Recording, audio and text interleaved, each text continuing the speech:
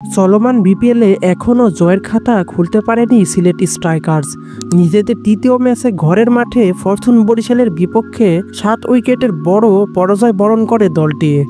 টসে হেরে ব্যাটিংয়ে নেমে শুরুতেই ব্যাটিং বিপর্যয়ে পড়ে সিলেট। প্রথম ওভারে রনি তালুকদার 0 রানে আউট হন।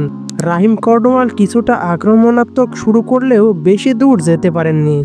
তিনি 12 বলে 18 রান করে দ্রুতই প্যাভিলিয়নে ফিরে যান। জর্জ মুন্সে 28 ও জাকির হাসান 25 রান করে কিছুটা লড়াই করলেও একের পর এক উইকেট হারিয়ে 125 রানে অল আউট হয়ে যায় সিলেট স্ট্রাইকার্স।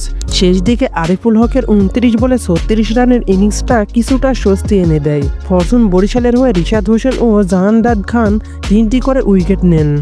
126 রানের লক্ষ্য তাড়া করে নেমে বরিশালও শুরুতে চাপে পড়ে। প্রথম বলে তামিম ইকবাল 0 রানে করে সাজঘরে ফিরে যান। পরে শান্ত 4 রান করে আউট হন।